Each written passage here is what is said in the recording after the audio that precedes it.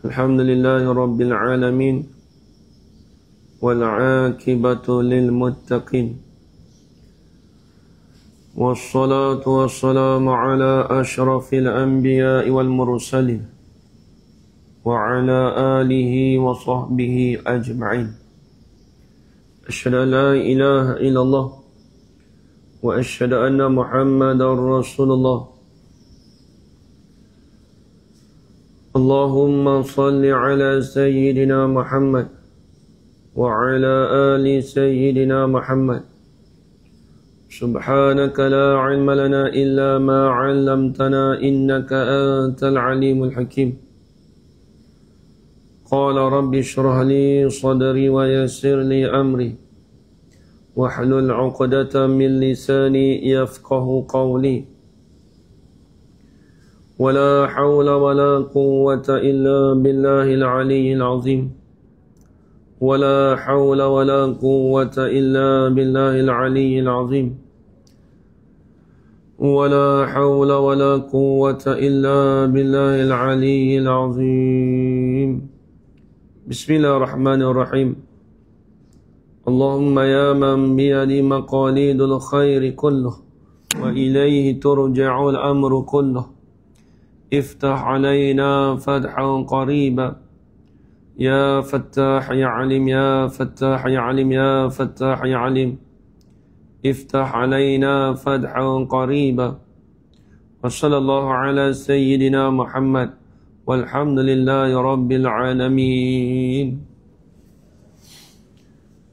Alhamdulillah segala puji bagi Allah Tuhan yang memeliharakan sekalian alam dengan izin dan limpah kurnia daripada Allah Subhanahu wa taala dapat kita bersama-sama pada tengah hari ini di dalam tazkirah zuhur yang mana insya-Allah pada tengah hari ini perkongsian kita akan teruskan lagi sambungan daripada kitab Pedoman Sembahyang Berjemaah karangan Tuan Guru Haji Abdul Rahman Lubuk Tapah Pasir Mas Kelantan. Hari ini kita akan sambung pula iaitu dalil-dalil ataupun kelebihan di dalam solat berjemaah. Bismillahirrahmanirrahim. Qala asy-syaikhul musannifu rahimahullahu ta'ala wa nafa'ana bi'ulumihi fid darain amin ya rabbal alamin. Dan telah datang beberapa khabar yang banyak, yakni beberapa hadis yang banyak pada menyatakan kelebihan solat berjamaah. Setengah daripadanya daripada khabar, daripada hadis ialah khabar Bukhari dan Muslim. Ini hadis daripada hadis yang diriwayatkan oleh Imam Muslim dan Imam Bukhari. Kata Nabi Muhammad sallallahu alaihi wasallam, salatul jamaah afdalu min salatil fazzi bi 27 darajah.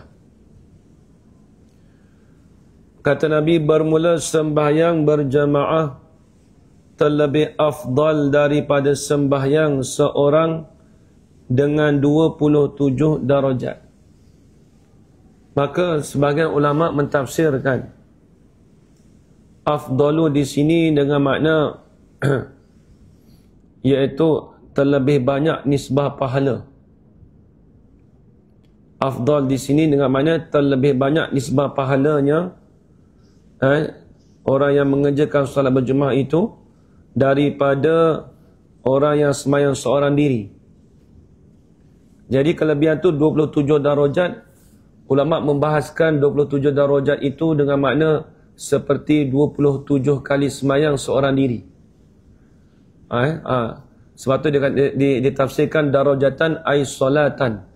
Itu yang disebut di dalam kitab Imam Hasyah Syarqawi di atas syarah bagi tahrir. Dan setengah daripadanya daripada hadis khabar At-Tabrani, hadis daripada imam daripada hadis riwayat daripada Imam At-Tabrani di dalam kitabnya Mu'jam At-Tabrani daripada Anas, daripada Sayyidina Anas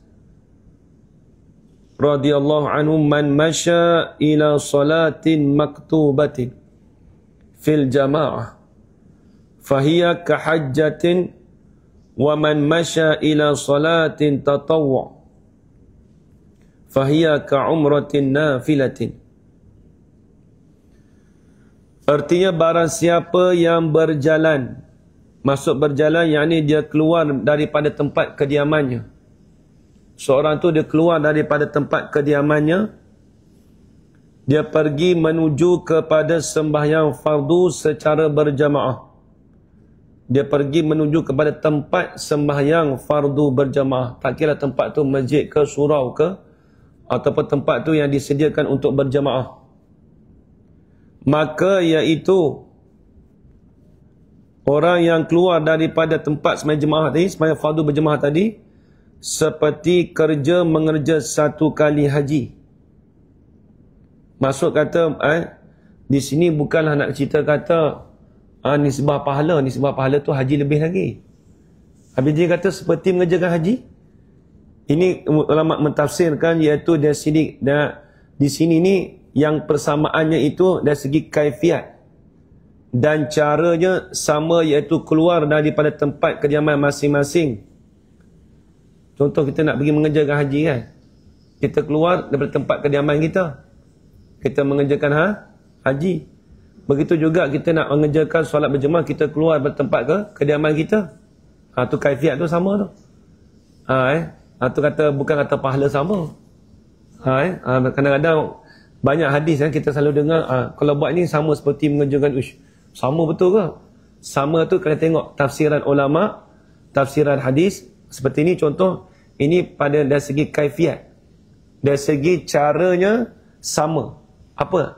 Keluar daripada tempat kediaman, pergi menuju kepada tempat mengerjakan haji ataupun mengerjakan tempat sembahyang. Tu yang sama tu. Bukan nisbah pada pahala ataupun nisbah pada banyak dan sedikit. Dia tak sama dengan masalah bersalahan amalan puasa. Amalan puasa, kita tidak pergi ke mana-mana, boleh puasa di rumah pun semata-mata pun tak apa dah, jadi dah. Kalau kita puasa kan, bukan kata aku nak puasa ni, nak niat ni kena pergi satu tempat tu boleh niat. Tak ada. Mata kata tak sama.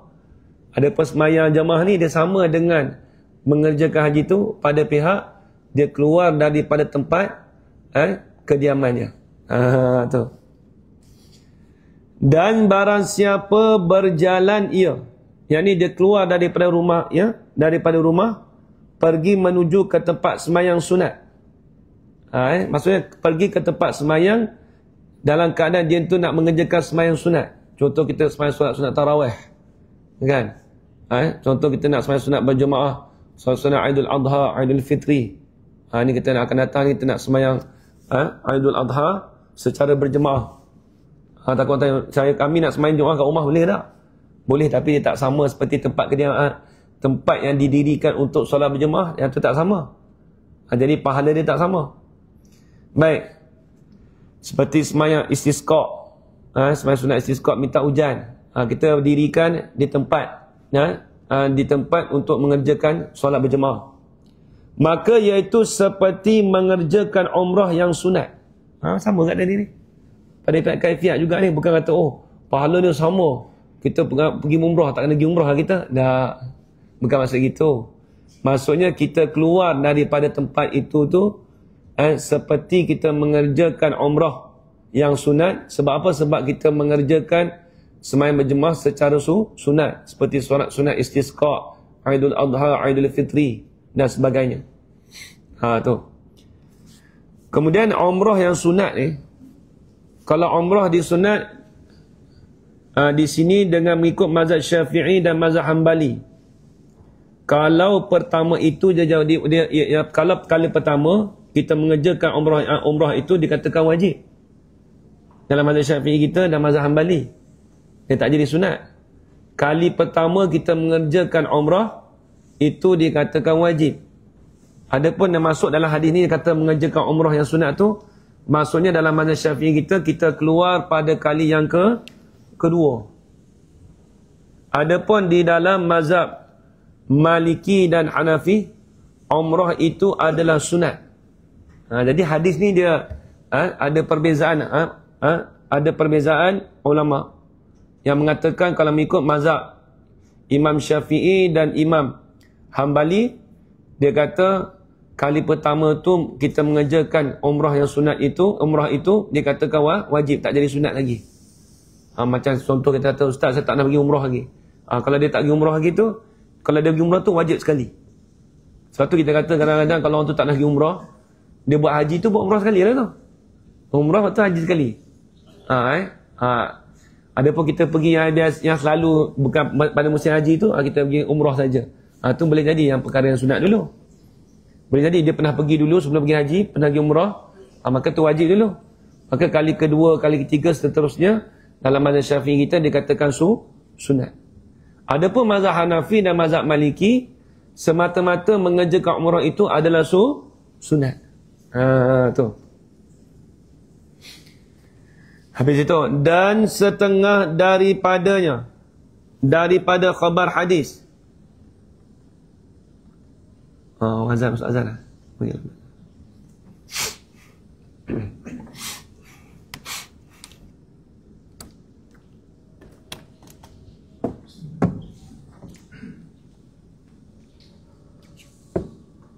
Allahu Akbar, Allahu Akbar.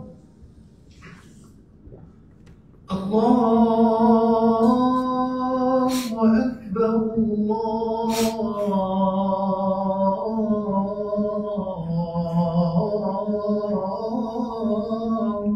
Akbar. Ashhadu an la ilaha illallah.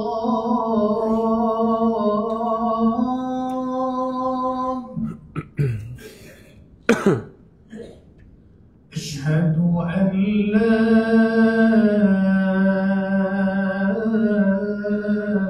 ilaha illallah.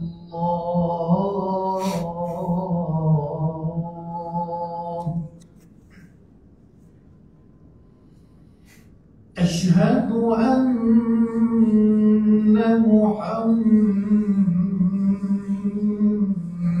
Rasulullah. Ashhadu anna Muhammadan Rasulullah.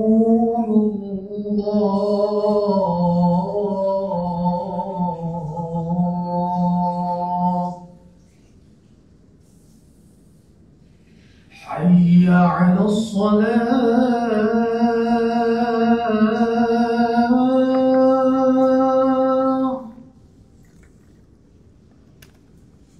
Hayya 'ala as-salah.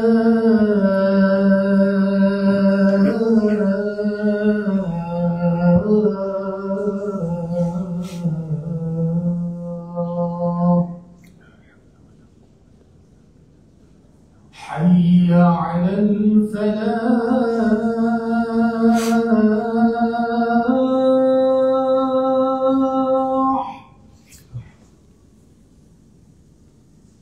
Hayya 'ala al-falah.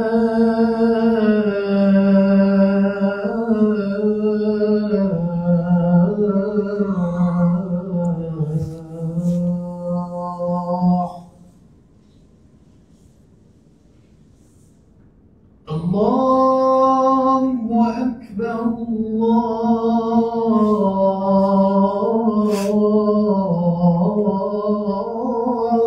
Akbar. La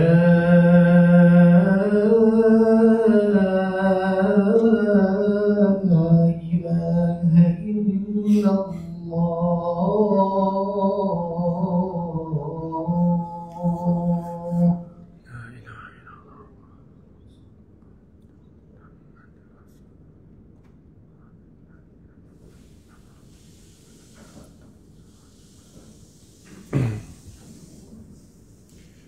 Tuan-tuan yang dirahmati Allah sekalian, Baik, kita sambung lagi insya-Allah.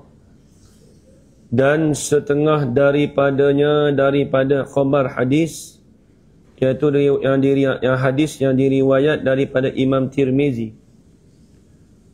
Daripada Anas pula, man shalla 40 yawman fi jama'ah yudriku takbiratal ula kutiba lahu bara'atan minan nar wa bara'atum minan nifaq. Bermaknanya barang siapa sembahyang ia 40 hari dalam berjamaah. Jadi seseorang itu sembahyang berjamaah selama 40 hari di dalam berjamaah, iaitu dalam 5 waktu sehari itu. Kata dia, mendapat ia seorang tadi akan takbiratul ihram. Lagi pula dia tu dapat takbiratul ihram mengeringi imam. Maksudnya dia tu sembahyang tu dalam keadaan tu dia muafiq bersama dengan imam. Tu. Kata dia disurat baginya, yakni dituliskan bagi seorang tadi itu 2 kelepasan. Seseorang tu dia dapat 2 kelepasan. Mana dia? 1 kelepasan neraka. Dan kedua kelepasan daripada nifaq. Nifaq ni apa dia? Yakni perangai munafikin. Penyakit nifaq dia panggil. Iaitu perangai, yakni seperti perangai orang yang munafik. Apa dia perangai orang munafik?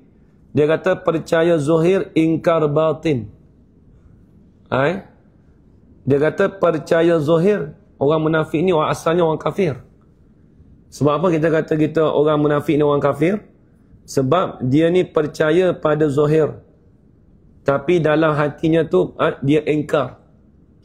Adapun kita kita kata habis tu kalau kita kata kat orang tu munafik tu, itu bukan, tak boleh kita hukum munafik. Kita hukum kata orang tu seperangai seperti perangai orang munafik.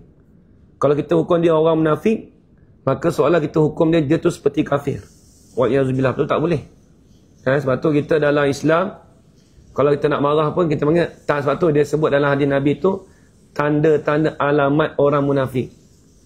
Jadi orang Islam tu bukan munafik, cuma dia perangai seperti orang munafik kalau antaranya dia menyalahi janji. Contoh menyalahi janji, berdusta.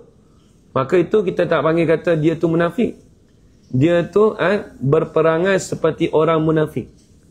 Sebab orang munafik ni orang kafir, zahirnya Islam, tetapi batinnya dalam hatinya itu kafir.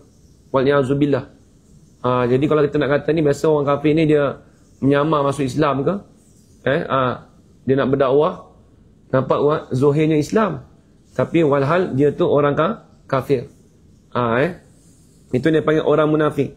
Jadi orang yang sembahyang berjamaah selama 40 hari. Dan juga dia mendapat takbiratul ihram bersama dengan imam, iaitu mengiringi imam. Selepas imam takbir, dia pun takbir. Kita panggil orang ni orang muafiq, bukan orang masbuk. Maka dikatakan mereka ini mendapat 2 kelepasan. Kelepasan pertama iaitu kelepasan daripada api neraka. Kelepasan yang kedua iaitu lepas daripada orang yang berperangai seperti orang munafik. Sebab itulah hadis ni banyak bila sebut, sebab itulah kita dipanggil tafaul. Tafaul ni dipanggil sempena dengan perkataan 40 hari. Sebab tu ulama banyak membahaskan bila sebut 40 hari ni bukan sekadar kita berjemaah saja, tapi kalau kita istiqamah dalam satu ibadat pun disuruhkan juga kita mengerjakan selama 40 hari. Cuba tengok kalau kita kata seperti orang tabligh kan, dia keluar 40 hari. Ada sebut 40 hari juga. Sebab tu ada satu kisah. Imam Abdullah Asy-Sya'rani, dia orang Mesir. Imam Abdullah Asy-Sya'rani ni dia pada mula-mula dia menjadi seorang yang alim tu, dia alim fiqh. Sebelum dia menceburi dalam bidang tasawuf, dia ni alim fiqh. Guru dia nama dia Syekh Ali Khawas. Ulama besar. Satu hari dia ni nak pergi mengajar di masjid. Kemudian dia nampak Syekh Al-Ikhwan. Masa tu Syekh Al-Ikhwan bukan jadi guru dia lagi. Syekh Al-Ikhwan ni dia cuci kasut. Orang tasawuf cuci kasut. Jadi dia tahu kata Syekh Al-Ikhwan tu ulama besar. Lepas tu Imam Abdul Sya'rani ni kata kat dia lah. Kata kat Syekh Al-Ikhwan. Dia kata kau ni ulama besar, macam mana kau boleh jadi tukang kasut? Kata sepatutnya kau ni sepatutnya kena mengajar kat masjid. Dan dia kata tak apalah aku jadi tukang kasut. Jadi Imam Abdul Sya'rani ni dia pandang soalan macam pandang lekeh lah. Dia kata sepatutnya engkau ni ulama besar ni kau kena mengajar di tempat besar. Bukan tempat kau sini, dia kata. Dia kata aku nak mengajar kat sini ni. Dia kata tak sepatut kat sini, dia kata. Kemudian dia pandang rendah di situ. Syekh Al-Ikhwan ni ulama tasawuf. Dan dia boleh tahu.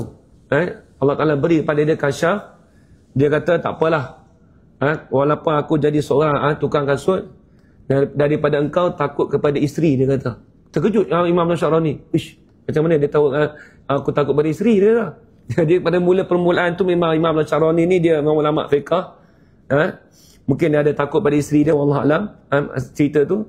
Kemudian lepas dia mengajar tu, dia mengajar.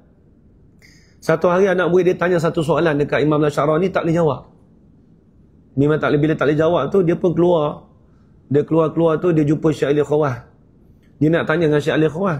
Syekh Al-Ikhwan kata, apa kau tanya aku? Kau dah mengajar dah, kata kat masjid mesti kau hebat lagi daripada aku. Lepas tu dia fikir kata aku kena belajar lagi. Kemudian dia belajar menuntut ilmu tasawuf dengan Imam Syekh Al-Ikhwan. Kemudian Syekh Al-Ikhwan dia bagi 3 syarat. Ni syarat ni salah satu ni 40 hari. Syarat pertama dia kata, Syekh Al-Ikhwan kata, kalau kau nak belajar dengan aku, kitab yang kau belajar tu kau kena jual. Bukan suruh hadiah, kena jual. Kemudian kau dapat duit tu, kau hadiahkan kepada fakir miskin. Kau tak boleh ambil langsung. Kemudian syarat yang ketiga, engkau kena ikut aku bersulut selama 40 hari. Bahasa dia lah, orang takut bini ni bukan kata 40 hari, sehari pun nak keluar pun takut juga. Bukan kata sehari 2 hari. Kan kalau orang takut bini ni. Lepas tu boleh dengar fikir, dia kata, nak buat dia payah juga ni, 3 syarat ni. Tak apalah, dia jual kitab. Jual kitab apa? Dia jual kitab tak habis. Dia sayang 1-2 buah kitab. Syekh Al-Ikhwan kata, aku tahu kau tak jual kitab habis, dia kata. Orang kasyaf. Syekh Al-Ikhwan ni ulama tasawuf. Lepas tu dia jual juga, menangis lah dia jual. Kemudian yang duit dia dapat tu, dia tak boleh makan pun. Dia hadiahkan, dia sedekah pada fakir miskin. Kemudian yang ketiga pula, dia kena keluar 40 hari bersama dengan Syekh Al-Ikhwan. Dia kena bersuluk. Di situ pun ujian jugalah. Sebab nak kena beritahu bini pula. Akhirnya, dia ikut juga Syekh Al-Ikhwan. Selepas 40 hari, Allah Ta'ala berikan pada Imam Abdul Sya'rani ni ilmu laduni. Kemudian dia pergi mengajar tu. Dia tak apa tu. Dia tak ada kitab lah. Anak murid ada kitab. Lepas tu anak murid baca kitab, dia pun dia hurai. Allah Ta'ala beri futuhat kepada Imam Abdullah Sya'rani. Kemudian dia jadi ahli tasawuf. Ulama tasawuf. Itu cerita kata 40 hari tadi. Jadi kita melazimkanlah kalau kita nak mengerjakan satu-satu ibadat, maka kita nak istiqamahkan satu ibadat, maka kita mengerjakan selama 40 hari. Sebab itulah ada hadis begini. Baik. Qala al-musannif rahimahullah, dan telah membilang salaf, yakni telah membilang salafus salih, ulama-ulama yang dahulu, akan luput sembahyang jemaah itu akan bala. Allahu Akbar. Maksudnya apa di sini? Ditimpa bala seseorang itu apabila dia luput solat berjemaah. Itu maksudnya. Ditimpa bala bagi seseorang itu apabila seseorang itu luput berjemaah. Allahu Akbar. Kita tak tahu kadang-kadang kadang-kadang aku bala ni sebab ni, kadang-kadang tak boleh betul sebab orang lain.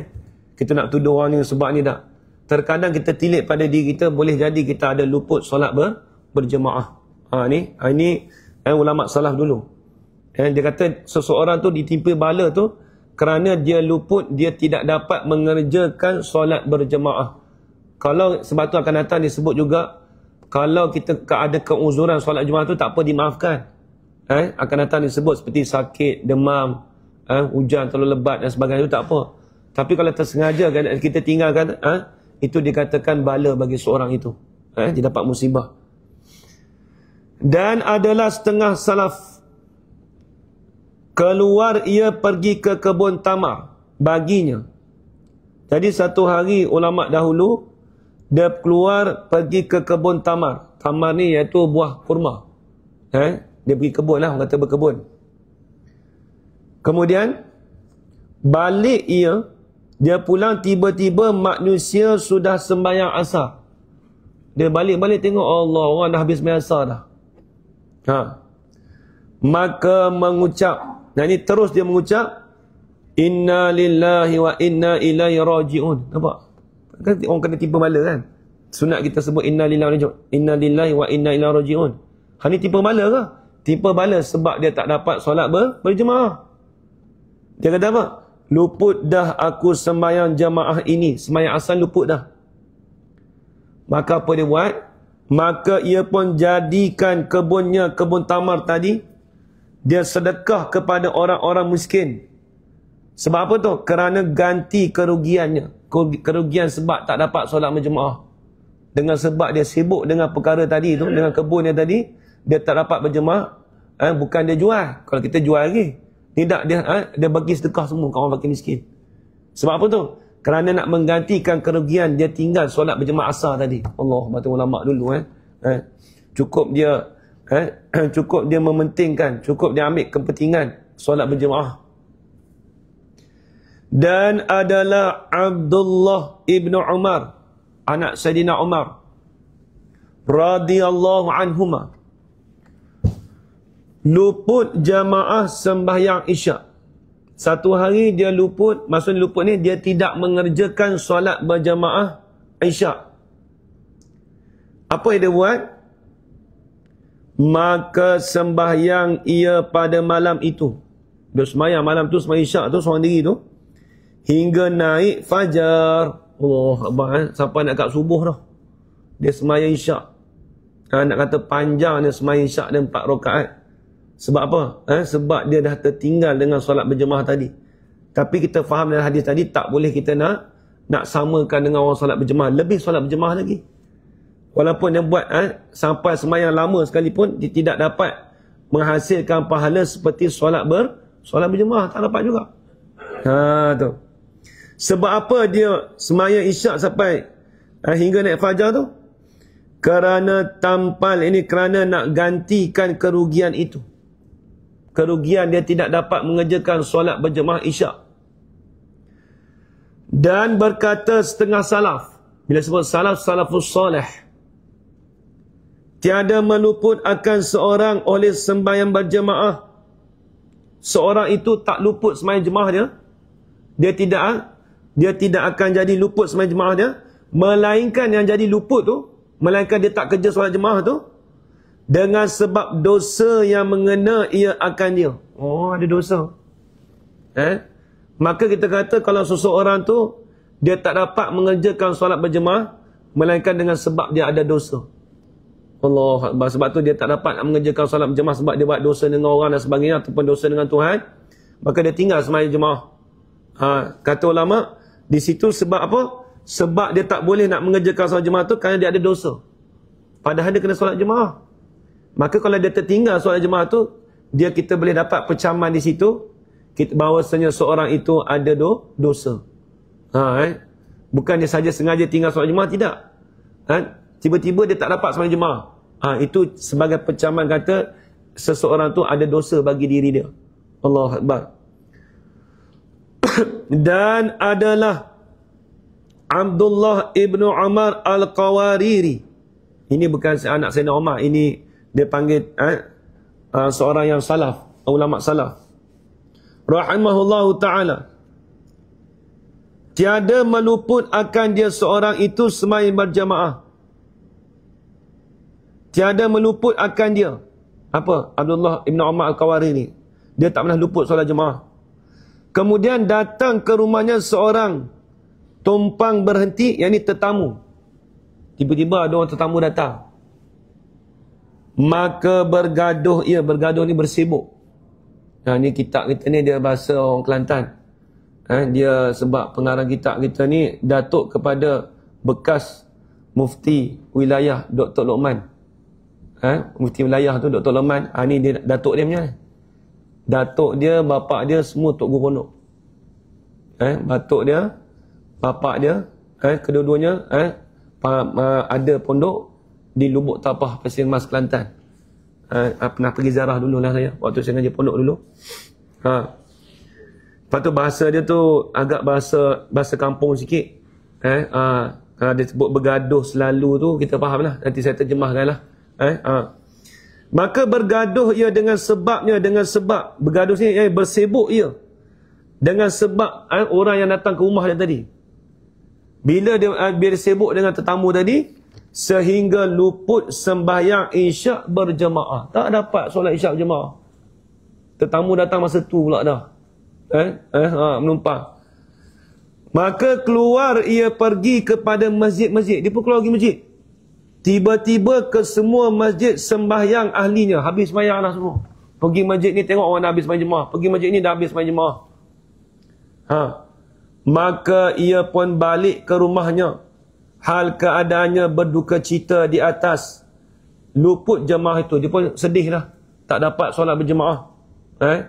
Suatu ini kita patut bersedih. Kalau tak dapat solat jemaah tu patut bersedih. Dan berkata ia pada dirinya. Dia kata, sembahyang jemaah. Ini berhadis Nabi ni. Sembahyang jemaah lebih atas sembahyang seorang 27 darajat. Jadi 27 darajat ni kata ulama iaitu dengan 27 kali sembahyang. Apa dia buat? Maka ia pun sembahyang isyak itu 27 kali seorang diri. Allah Akbar, 27 kali di sembahyang seorang isyak tu. Nak menggantikan sembahyang berjemaah sekali tadi, isyak tadi. Dia tak dapat buat.